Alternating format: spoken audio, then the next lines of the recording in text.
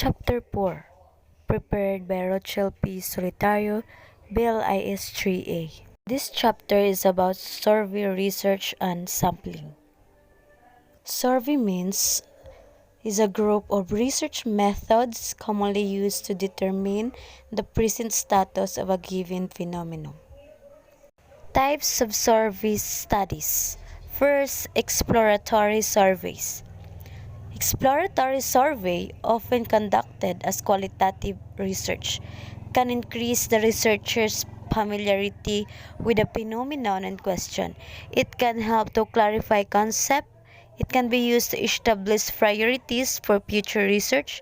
It can identify new problems, and it can be used to gather information with practical applications, although such research cannot always be anticipated. Specific kind of exploratory survey.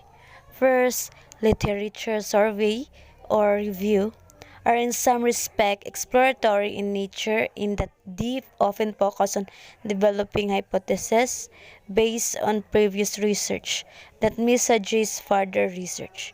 Second is experience surveys. As the name suggests, are the surveys that gathered and synthesized the experiences of specialists and or practitioners in a particular field. And third is analysis of insight stimulating. This method differs from the case study approach in that it tends to be more intensive and narrow in scope. Analytical and descriptive surveys. Analytical survey methods as appropriate for data that are quantitative in nature and that need statistical assistance to extract their meaning. Other types of survey. First, cross-sectional study. A typical survey, such as Gallup-Poll, designed to measure one or more phenomena across a sample representative of the population or whole. Second, trend study. A survey conducted over a period of time so as to measure trends, patterns, or changes. Third, cohort study, a study conducted in order to collect data from the same population more than once. The same people are not surveyed, but the subjects are selected from the same population. Fourth, panel study, a survey designed to collect data from the same sample subject, often over time. Fifth, appropriation of longitudinal study, an attempt to simulate a true long study by asking people to recall past behavior and activities. 6. Parallel sample study, a survey of separate samples regarding the same research problem. 7. Contextual study, a survey of a person's environment conducted so as to learn more about the person. 8. Sociometric study, a comprehensive survey of more than one group, including the interrelation among the groups.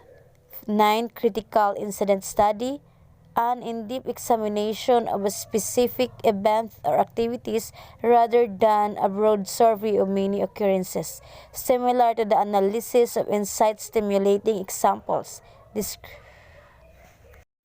Basic purposes of descriptive survey.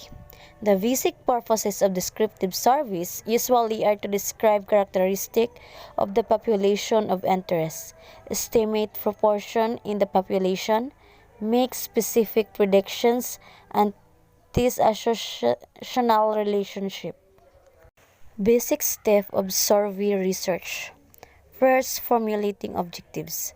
Second, selecting data collection techniques. Third, selecting the sample. Fourth, collecting the data. Fifth, analyzing and interpreting the result. 6. Survey research design. And 7. Survey research goals. Sampling. Sampling is often one of the most crucial steps in survey research. Basic terms and concepts related to sampling. First, universe. The theoretical aggregation of all units or elements that apply to a particular survey. Second, population. the total of all cases that conform to a specified criterion or set of criteria.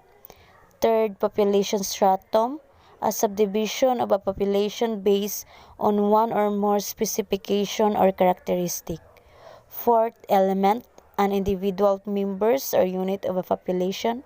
Fifth, census, a count or survey of all the elements of a population and the determination of the distribution of their characteristic. 6. Sample, a selection of units from the total population to be studied. 7. Case, an individual member of the sample.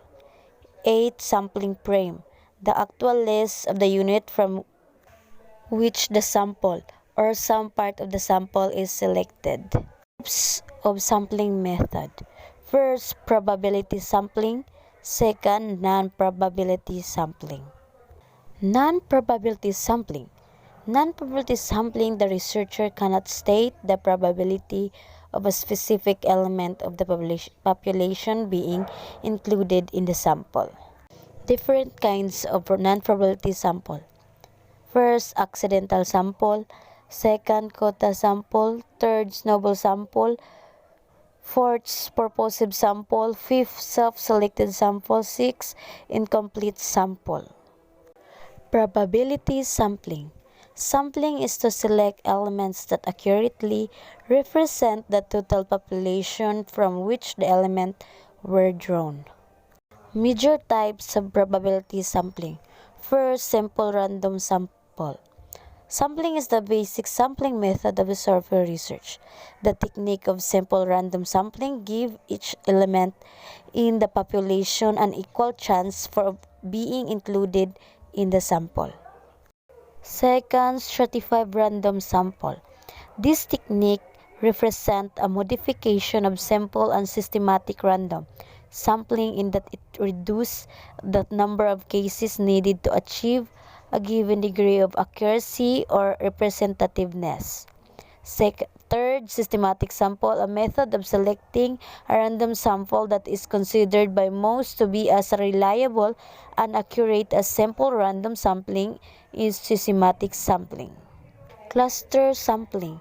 Cluster sampling, it is desirable that each cluster unit be as heterogeneous as possible, but that characteristic of the cluster themselves be similar.